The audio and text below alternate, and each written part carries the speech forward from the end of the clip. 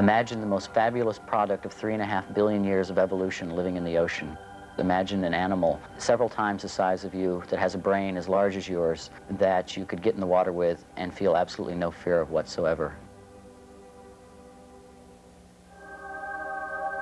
Imagine a mind in the waters.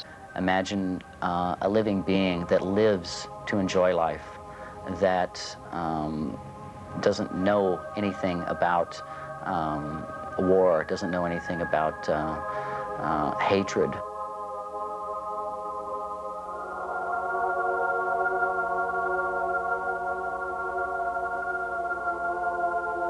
Well, dolphins are warm-blooded, air-breathing mammals that bear their young alive and suckle them. They are free-ranging, large-brained, sonic creatures.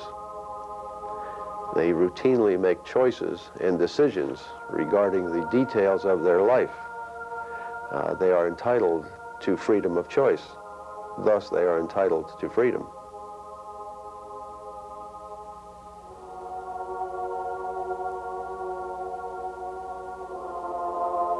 We're just one species on this planet, and we have to realize how other species are all interconnected with us, and that we're just one.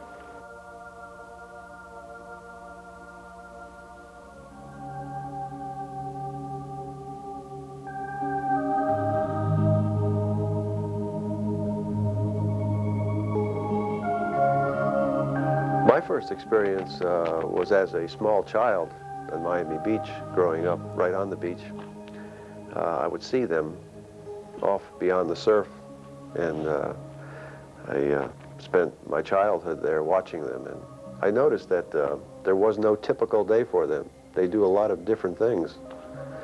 They could be surfing for a few hours, and then later in the afternoon socializing and collectively hunting and so forth.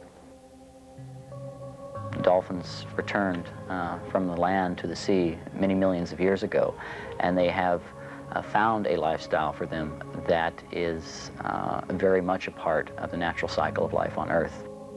I think what human beings can learn from dolphins is perhaps how to be in near-perfect harmony with one's environment. There are a lot of things that human beings aspire to become. They have a very tight social structure, a very extended family, at least as complicated as our own, with aunts and uncles and grandparents. Overall, in the dolphin population, the social structure is very important to them. They travel in groups for a reason. They're very vulnerable, obviously, at night in the dark, sharks and such. When there's a birth taking place, there's blood in the water. And so they're very protective of one another. They're really family or group-oriented. We've seen cases where dolphins are injured or sick, and the other dolphins will actually physically keep that dolphin afloat to keep it from drowning, because they are air-breathing mammals like ourselves.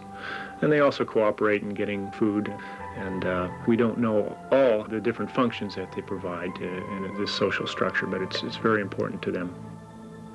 We may have more to learn from dolphins than they have from us.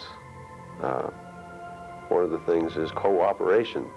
We humans seem to always trying to beat one another, compete with one another, and I question whether that's necessary or not.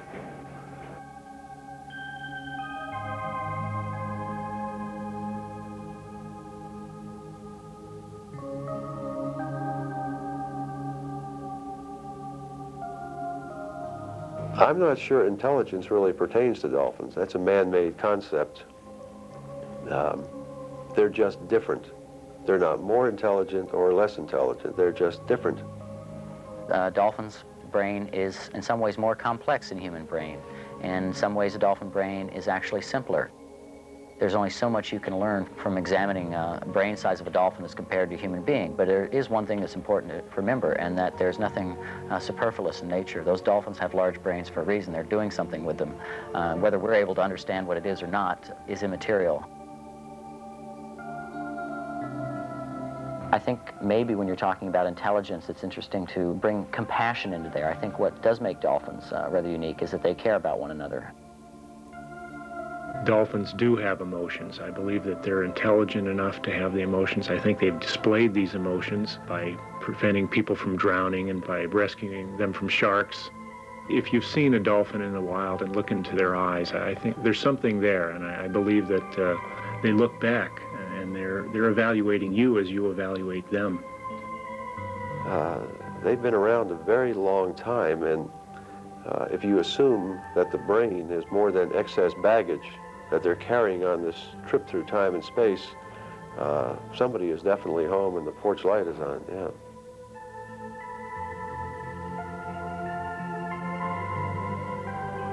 Having been around these dolphins for the last 30 years and watching them in the wild, I've learned that I don't need a lot of stuff to make me happy. Actually, happiness is the journey itself in life. It's not some place that we finally arrive at. I've learned that watching dolphins.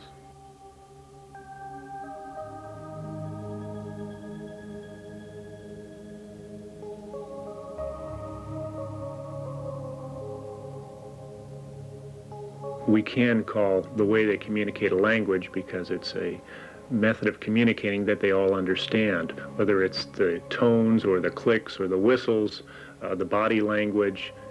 Put that all together and you have a definite language that they communicate with. The dolphin has an echolocation system, much like a bat. The sound is produced from the blowhole inside of the head, and it's projected through the melon or the forehead. It goes through the water and bounces off an object and comes back and gives them a lot of information. There's a very real chance that dolphins are actually communicating by sending pictures of their environment. For example, when I say hat, you hear the sound and then you get the picture in your mind, whereas the dolphin is actually sending the image of the hat, not a sound describing the image.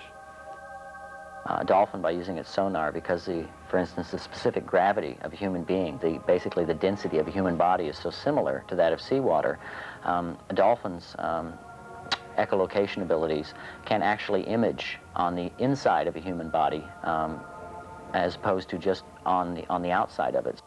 When you're in the water with a dolphin, they can actually see right through you and see the blood running in your veins, watch your heartbeat. Imagine what it would be like if you could simply take an image or project through sound, not just what you're seeing, but the way you feel, what you're thinking, things like that. It'd be amazing. They do communicate with one another, and they may communicate better than we do. We pass on a lot of information, but my experience is we pass on more misinformation than information, so I'm not sure that we are communicating as well as they are. I think it is possible to establish some kind of communication with dolphins, but we must first get beyond this captor-captive relationship that we have. They may be communicating with us, but we really can't listen yet. We haven't learned how to listen. There's been a lot of conjecture about interspecies communication. I think the dolphins have made their position very clear. They think human life is important enough to save and perhaps risk their own lives for. They have saved the lives of scores of people. We know this for a fact. If somebody in your audience saved the life of somebody else in your audience, it's a very powerful form of communication. That's saying something.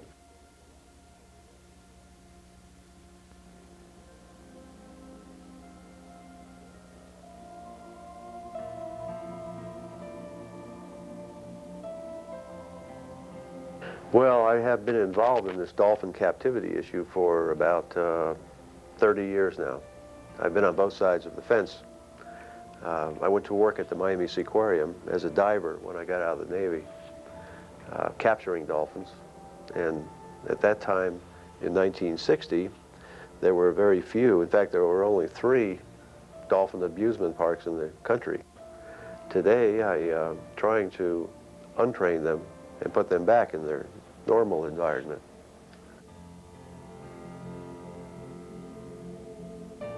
Dolphins are captured mainly by going out and netting them, and it's a very traumatic experience for the dolphin, not only to be captured in the net, usually with a high-speed boat or a net in a bay, but to be taken from its family structure and to be suddenly put in a small concrete tank.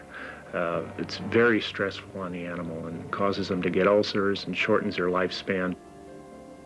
Putting a dolphin inside of a concrete box like that obviously is similar to putting a human inside of a box full of mirrors. That's their primary sense, their sonar.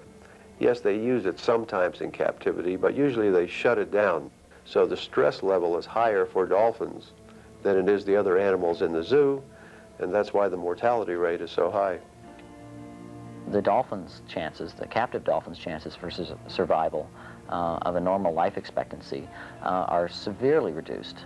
Captive dolphins probably live on the average less than somewhere between 2 to 5 years, whereas a dolphin in the wild may live 30 or 40 years.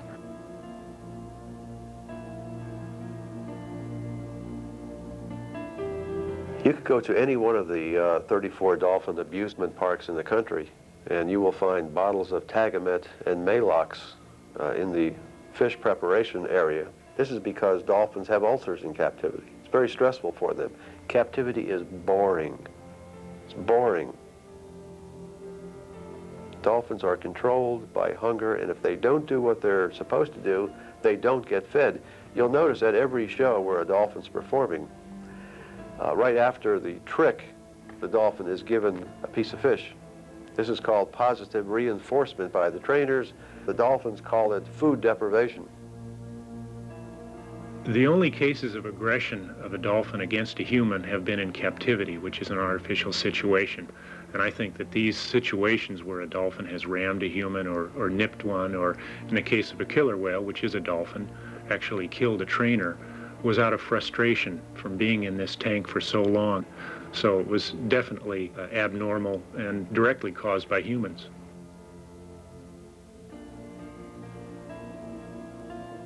You know how it feels when you go to a pool and open your eyes and just get chlorine briefly, that your eyes sting at the end of the day. Well, you can imagine spending 24 hours a day in a chlorinated pool, what that would do to your eyes.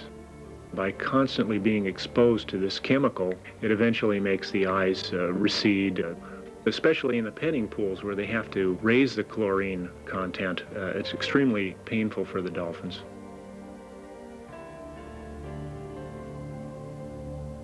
The programs where the public can swim with dolphins are okay if it's done in the wild on the terms of the dolphins in the wild. If the dolphins can come and go as they please, if we go out and see them on their terms, that's okay. To keep dolphins in captivity, though, just so we can swim with them, is exploitive, and it harms the animals in the long run.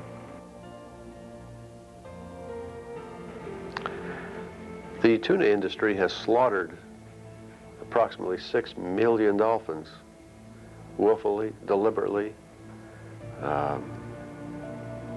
The dolphin amusement park industry could have solved that problem, I believe, 20 years ago if they wanted to, but they don't want to disrupt the complacency of their paying guests who are there for casual amusement. We're talking about 200 million people, perhaps, going through these facilities in the last 20 years. And this industry has failed miserably to educate the public. The amusement parks, as I call them, not amusement parks, are exploiting these animals to death. And I think that although they claim to be educational, they're really giving a bad education to the public.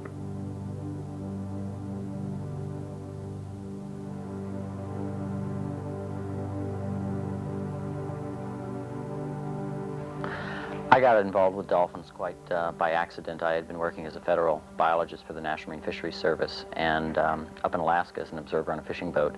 And they offered me a job as an observer on a tuna boat in San Diego. And I declined to take the job. That's really all I knew about it, was that it was on a tuna boat. And a couple months later, I walked in the offices of Earth Island Institute and found out the job I had been offered was to go out and count dolphins that were legally being hunted down and slaughtered by U.S. tuna vessels.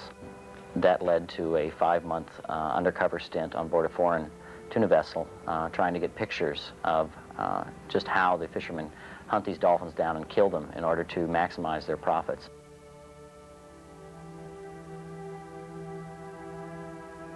Drift nets are the most destructive fishing technology ever devised by humankind. They take all the biomass out of the upper boundary layer of the ocean, and some of the most common victims are dolphins.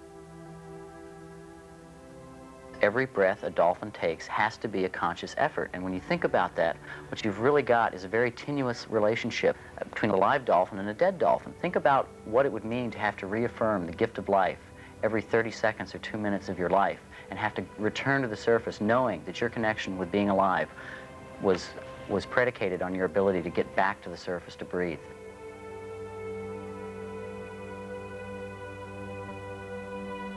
The drift nets are 40 miles long, and they're invisible. They're walls of death. It's a way of strip mining the oceans. Dolphins and whales, fish, birds, anything and everything that comes in contact with the drift net is slaughtered. The drift nets are so fine, so sheer, that they don't show up on cetacean sonar. And in any case, sonar it's not a passive system. It has to be employed. It's like you have to open your eyes to use it consciously. So the first indication that most dolphins have that there's drift nets in the area is when they're physically entangled and it's too late for them to get out. All the marine mammals that are killed in these nets, that drowned in them, are a complete loss. They're called an incidental kill.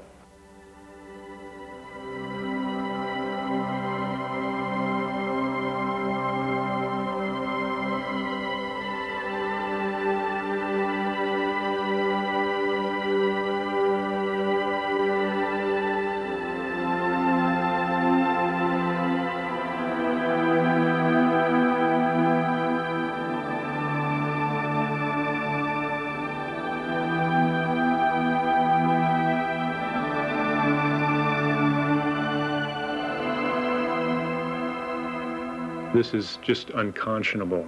It's like putting a bomb or an explosive in a lake and harvesting whatever floats to the top. It's simply a method that cannot be used. It's destroying everything in the oceans, and very wasteful in that half of the fish that are caught in these nets falls out when you bring them on board.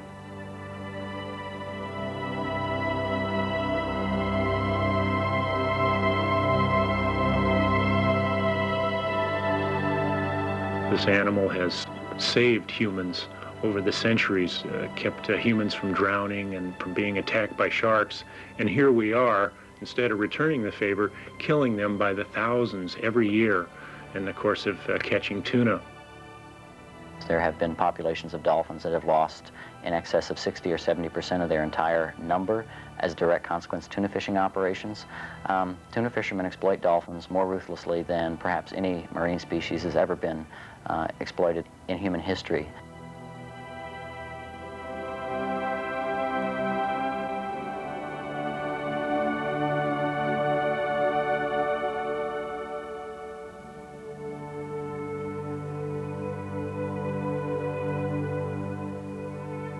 We are going to lose several dolphin species to extinction in the next 5, 10, maybe 20 years if something isn't done immediately.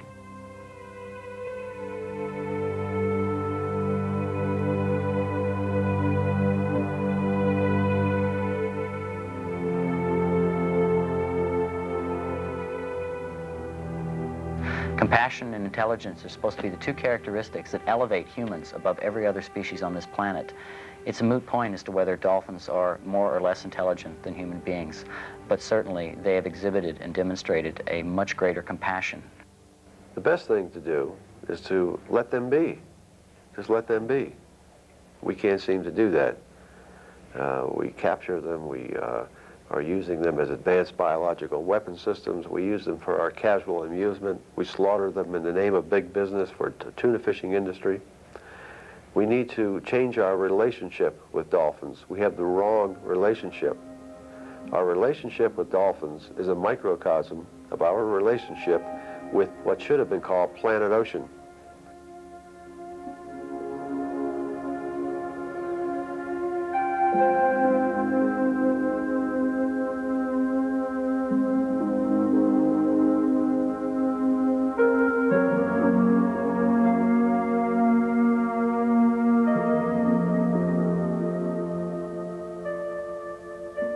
I think it's about time we reciprocated, showed a little bit of that respect back toward them. And if we're not willing to do that, the least we ought to be able to do is leave them alone and let them find their own future.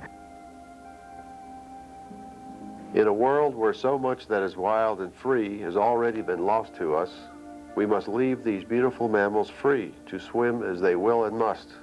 They do us no harm, they wish us none, and we should let them alone.